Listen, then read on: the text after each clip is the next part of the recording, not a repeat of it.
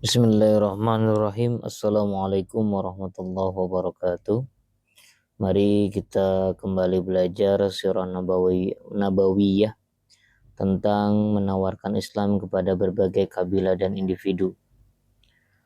Pada bulan Dzulqa'dah tahun ke-10 dari nubuwah, tepatnya pada akhir bulan Juni atau awal bulan Juli tahun 619 Masehi, Rasulullah Shallallahu Alaihi Wasallam kembali ke Mekah untuk memulai langkah baru menawarkan Islam kepada berbagai kabilah dan individu. Pertimbangan lain karena musim haji sudah dekat, sehingga orang-orang menunaikan kewajiban haji, melibatkan diri dalam berbagai kepentingan, maka beliau pergunakan kesempatan ini sebaik-baiknya. Beliau mendatangi setiap kabilah untuk menawarkan Islam dan menyeru agar mereka masuk Islam, seperti yang beliau lakukan sejak tahun keempat dari nubuwah.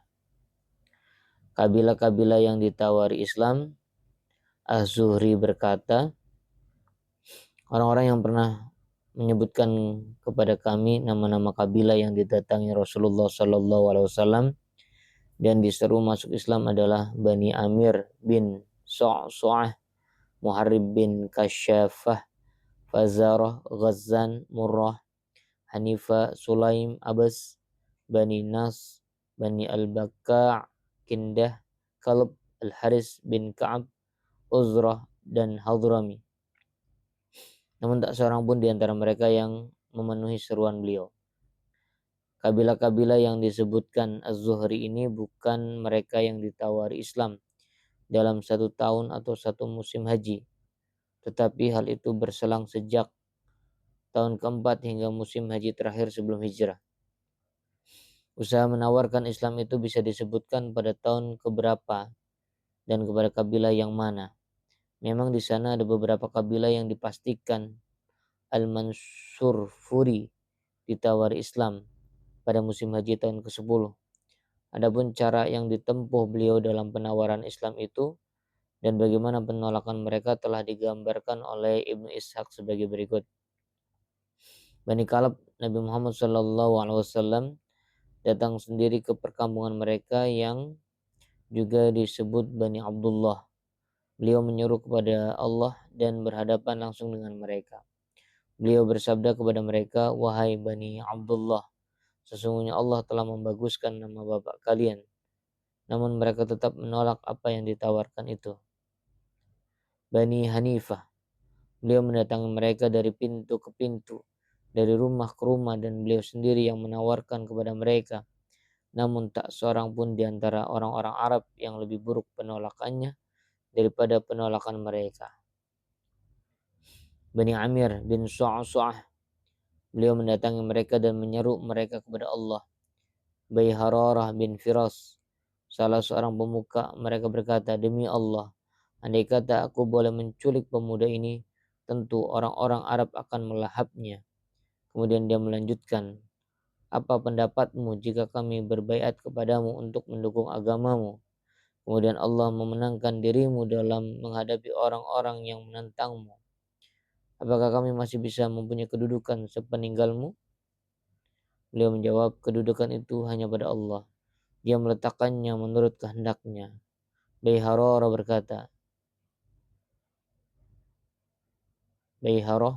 berkata, "Apakah kami harus menyerahkan batang leher kami kepada orang-orang Arab sepeninggalmu? Kalaupun Allah memenangkanmu, toh kedudukan itu juga akan jatuh kepada selain kami. Jadi kami tidak membutuhkan agamamu." Maka mereka semua menolak seruan beliau. Setelah pulang dari menunaikan haji, mereka bercerita kepada seorang tetua mereka yang tidak bisa berangkat ke Mekah karena usianya yang sudah lanjut. "Ada seorang pemuda Quraisy dari Bani Abdul Muthalib menemui kami yang mengaku sebagai nabi. Dia mengajak kami agar kami mau melindunginya, berdiri bersamanya, dan pergi ke negeri kami bersamanya."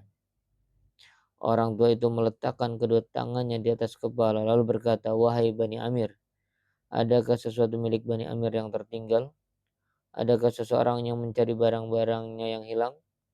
Demi diri fulan yang ada di tangannya, itu hanya dikatakan keturunan Ismail, itu adalah suatu kebenaran. Mana pendapat yang dahulu pernah kalian kemukakan? Orang-orang beriman dari Bani atau beriman dari selain penduduk Mekah. Di samping Rasulullah menawarkan Islam kepada berbagai kabilah dan utusan, beliau juga menawarkan kepada pribadi dan individu-individu. Di antara mereka ada yang menolaknya secara baik-baik, ada pula beberapa orang yang beriman tak lama kemudian setelah musim haji. Inilah sekilas gambaran mereka. 1. Suwaid bin Samit.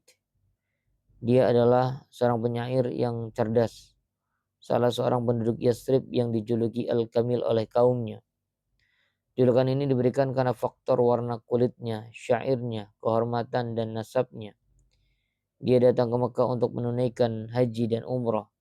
Lalu Rasulullah Shallallahu Alaihi Wasallam mengajaknya masuk Islam. Boleh jadi apa yang ada padamu itu sama dengan apa yang ada padaku, katanya. Apa yang ada padamu, tanya beliau. Hikmah Luqman, jawabnya. Coba tunjukkan padaku. Lalu Suwaid menunjukkannya. Setelah itu beliau bersabda, ini kata-kata yang baik. Namun apa yang ada padaku jauh lebih utama dari kata-kata itu. Ini adalah Al-Quran yang diturunkan Allah kepadaku, petunjuk dan cahaya. Lalu beliau membacakan Al-Quran dan menyuruh Suwaid agar masuk Islam.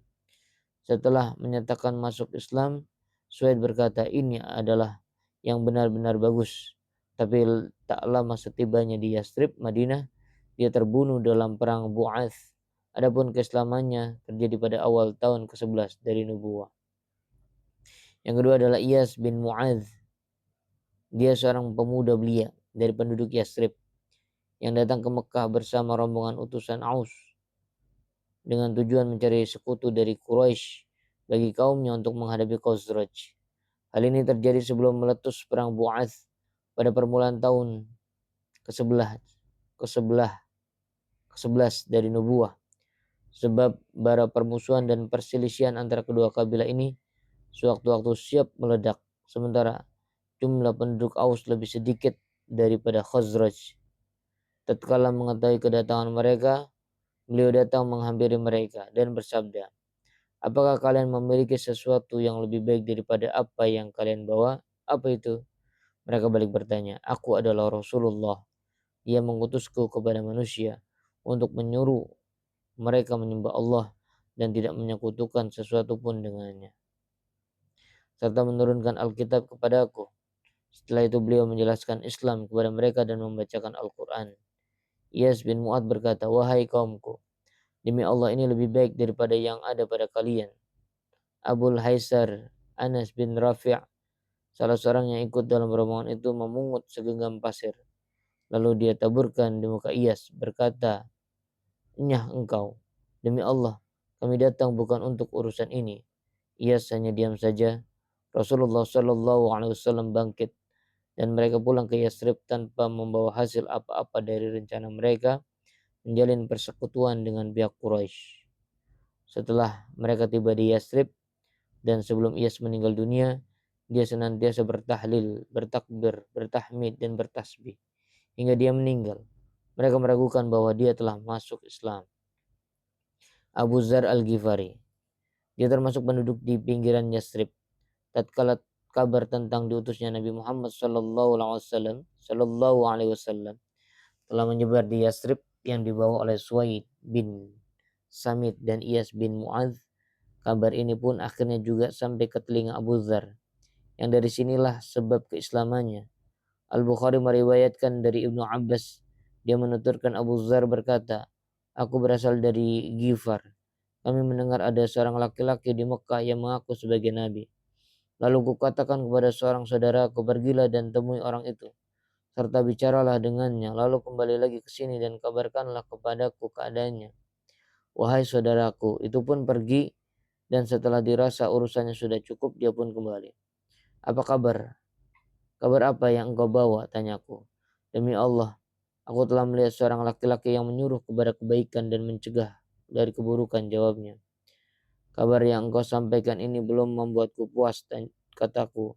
Setelah itu aku mengambil kantong barang dan sebatang tongkat lalu pergi menuju Mekah. Aku belum tahu sama sekali nabi tersebut dan untuk menanyakan dirinya pun aku merasa riskan. Aku minum dari air zam-zam dan diam saja di masjid. Ali lewat di dekatku dan berkata, sepertinya dia orang asing. Memang aku orang asing, kataku. Kalau begitu ikutlah aku ke tempat penginapan, katanya.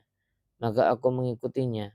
Karena dia tidak bertanya apa-apa kepadaku, aku pun juga tidak bertanya apa-apa, serta tidak mengabarkan sesuatu pun kepadanya. Esok harinya aku pergi lagi ke masjid untuk bertanya tentang nabi tersebut, tapi tak seorang pun yang memberikan sedikit informasi kepadaku. Lalu Ali lewat lagi di dekatku seraya berkata, apakah orang ini tidak tahu lagi jalan ke tempat penginapannya? Belum, jawabku. Kalau begitu ikutlah aku ke rumahku, katanya. Maka aku pun mengikutinya.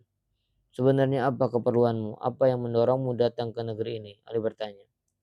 Jika engkau jaga rahasia ini, aku akan mengatakannya, kataku. Aku akan melakukannya, katanya.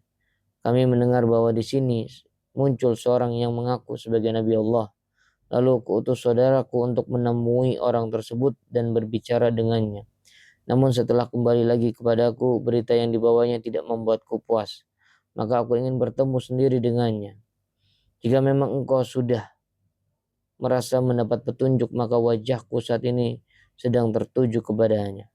Jika aku masuk suatu rumah, ikut saja masuk. Jika aku melihat seseorang yang kupikir mengkhawatirkan keamanan dirimu, maka aku akan masuk ke kebun dan pura-pura membetulkan selopku. Sementara engkau bisa berjalan terus. Setelah dia beranjak, aku pun ikut beranjak mengikuti di belakangnya. Hingga akhirnya aku masuk ke tempat Nabi Muhammad SAW. Jelaskan Islam kepadaku, kataku kepada beliau. Beliau menjelaskannya kepadaku dan seketika itu pula aku masuk Islam. Wahai Abu Zar, rahasiakanlah keadaan ini dan pulanglah ke negerimu. Jika kabar kemenangan kami sudah sampai kepadamu, datanglah lagi ke sini, sabda beliau. Demi mengutus engkau dengan kebenaran, demi yang mengutus engkau dengan kebenaran, aku benar-benar akan menampakkan keadaanku ini selagi aku masih di sini, kataku. Setelah itu aku pergi ke masjid yang saat itu orang-orang Quraisy sedang berada di sana. Aku berteriak, wahai orang-orang Quraisy, aku bersaksi bahwa tidak ada ilah selain Allah dan aku bersaksi bahwa Muhammad adalah hamba dan Rasulullah. Mereka berkata, kepunglah orang yang telah keluar dari agamanya ini. Seketika itu mereka mengepungku dan memukuliku agar aku mati. Al-Abbas yang melihat keadaanku langsung melindungiku dengan menelungkupkan badannya. Setelah itu dia menghadapi mereka dan berkata, celakalah kalian yang hendak membantai seorang dari Ghifar. Padahal Ghifar merupakan tempat kalian berdagang dan jalur yang kalian lewati. Akhirnya mereka melepaskanku. Esok harinya aku pergi ke masjid dan berbuat hal yang sama seperti kemarin. Mereka berkata, kepunglah orang yang telah keluar dari agamanya ini. Setelah itu mereka juga berbuat hal yang sama seperti kemarin. Lagi-lagi Al-Abbas yang melihat keadaanku berbuat seperti yang diperbuat kemarin. Tufail bin Amr ad-Dawsi. Dia seorang yang terpandang, penyair yang cerdas dan menjadi pemimpin kabilahnya. Daus. Kabilahnya sendiri memiliki keemiratan atau yang menyerupai bentuk keemiratan, mencakup beberapa wilayah di Yaman. Dia datang ke Mekah pada tahun ke-11 dari nubuwah. Sebelum tiba di Mekah, dia disambut sanak saudaranya di Mekah. Mereka rela mengeluarkan biaya berapapun untuk penyambutan yang meriah itu. Mereka berkata kepadanya, wahai Tufail, engkau sudah tiba di daerah kami. Sementara orang-orang yang di tengah kami merintangi kehendak kami, memecah belah persatuan kami dan mencaci urusan kami. Perkataannya seperti sihir mampu memisahkan antara laki-laki dan bapaknya, antara seorang dan saudaranya, antara seorang dan istrinya. Kami mengkhawatirkan dirimu dan kaummu, seperti yang menimpa kami. Maka janganlah sekali-kali engkau berbicara dengannya dan mendengar apapun darinya. Tufail menuturkan, demi Allah, mereka terus-menerus berkata seperti itu kepada aku hingga aku memutuskan secara bulat untuk tidak mendengar apapun darinya dan tidak akan berbicara dengannya. Bahkan dalam perjalanan ke masjid aku sempat menyumbat telingaku dengan kapas agar aku tidak bisa mendengar apapun darinya. Setiba di masjid beliau berdiri sholat di dekat Ka'bah. Aku berdiri di dekatnya, namun Allah mengendaki agar aku bisa mendengar sebagian kata-katanya. Maka aku mendengar kata-kata yang baik. Aku berkata di dalam hati, demi ibuku yang telah melahirkanku dengan baik, dengan susah payah, demi Allah, aku adalah seorang penyair yang cerdas. Aku bisa membedakan mana yang baik dan mana yang buruk. Apa yang menghalangiku untuk mendengar apa yang dikatakan orang ini? Jika memang kata-katanya itu baik, maka aku akan bisa menerimanya. Dan jika buruk, aku bisa meninggalkannya begitu saja. Aku tetap diam seperti semula, dan tatkala beliau pulang, aku mengikutinya. Tatkala beliau masuk rumah, aku juga ikut masuk ke rumahnya. Kusampaikan kisah kedatanganku dan bagaimana orang-orang yang selalu menakut-nakuti diriku. Bahkan kuceritakan pula tindakanku yang menyumbat telingaku dengan kapas. Dan akhirnya bisa kudengarkan sebagian kata-katanya. Lalu aku berkata kepada beliau, jelaskanlah urusanmu kepadaku. Maka beliau menjelaskan Islam dan membacakan Al-Quran di depanku. Namun Allah tidak pernah kudengar. Demi Allah tidak pernah kudengar kata-kata yang lebih bagus dari apa yang beliau katakan. Tidak pernah kudapatkan urusan yang lebih adil dari itu. Seketika itu pula aku masuk Islam dan menyampaikan kesaksian yang benar. Kukatakan kepada beliau, aku adalah orang yang ditaati kaumku. Aku pun akan kembali menemui mereka dan mengajak mereka kepada Islam. Maka berdoalah kepada Allah agar membuatkan bagiku sebuah bukti penguat. Maka beliau berdoa untuknya. Adapun bukti penguatnya terjadi saat dia sudah mendekati kaumnya. Allah menampakkan cahaya yang memancar di wajahnya. Namun dia berkata, ya Allah, jangan jadikan cahaya ini di wajahku, karena aku khawatir mereka akan berkata, ini serupa dengannya. Lalu cahaya itu beralih ke cambuknya. Dia mengajak bapak dan istrinya untuk masuk Islam. Maka keduanya masuk Islam. Kaumnya tidak mau masuk Islam begitu saja, tetapi dia tetap telaten bersama mereka. Hingga dia hijrah bersama 70 dan 80 keluarga dari kaumnya setelah perang Khandaq. Kemudian dia mendapat cobaan yang baik.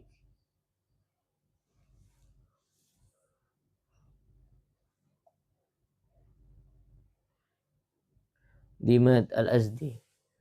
Dia berasal dari Asad Syanu'ah dari Yaman. Dan biasa memberi pengobatan dengan cara menghembuskan angin. Dia tiba di Mekah dan mendengarkan orang berkata, sesungguhnya Muhammad adalah orang gila. Dia berkata sendiri, aku menemui orang ini. Siapa tahu Allah bisa menyembuhkan berkat pengobatanku. Setelah menemui beliau, dia berkata, hai Muhammad, sesungguhnya aku biasa mengobati dengan hembusan angin. Apakah engkau memerlukannya? Rasulullah Shallallahu Alaihi Wasallam bersabda kepadanya, sesungguhnya pujian itu bagi Allah. Kami memuji dan memohon pertolongan kepadanya. Siapa yang diberi petunjuk oleh Allah, tak seorang pun bisa menyesatkannya. Dan siapa yang disesatkan Allah, tak seorang pun bisa memberinya petunjuk. Aku bersaksi bahwa tiada ilah selain Allah semata, yang tiada sekutu baginya. Dan aku bersaksi bahwa Muhammad adalah hamba dan rasulnya. Tolong ulangi lagi semua kata-katamu tadi, katanya. Maka beliau mengulanginya lagi hingga 3 kali. Imad berkata, aku pernah mendengar ucapan tukang tenun, ucapan tukang sihir dan para penyair. Namun aku belum pernah mendengar seperti kata-katamu ini. Sementara kami pun sudah menguasai kamus sedalam lautan. Berikanlah tanganmu biar aku berbaiat atas nama Islam. Maka Dimad berbaiat menyatakan keislamannya. Selama ya.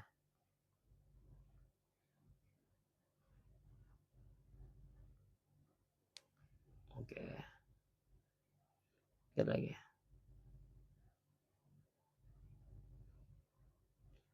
Kemudian 6 orang dari penduduk Yasrib pada musim haji tahun ke-11 dari nubuwah, tepatnya pada bulan Juli tahun 620 Masehi, dakwah Islam memperoleh benih-benih yang baik dan secepat itu pula tumbuh menjadi pohon yang rindang.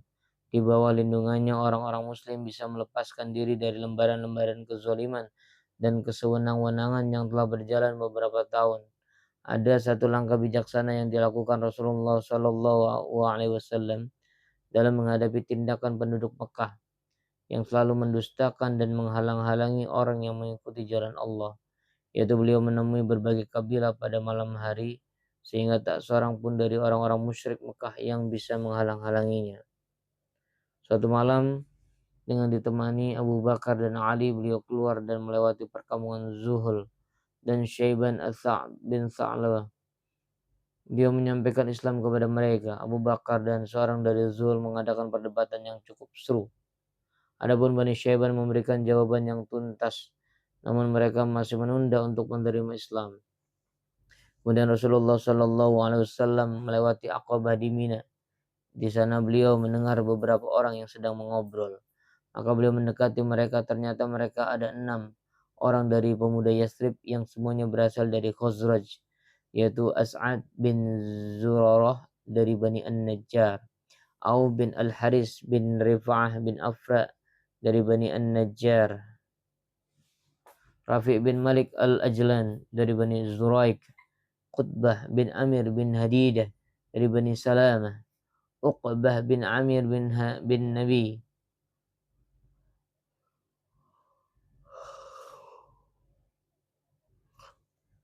dari Bani Ubaid bin Ka'ab, kemudian Jabir bin Abdullah bin Ri'ab dari Bani Ubaid bin Ghan.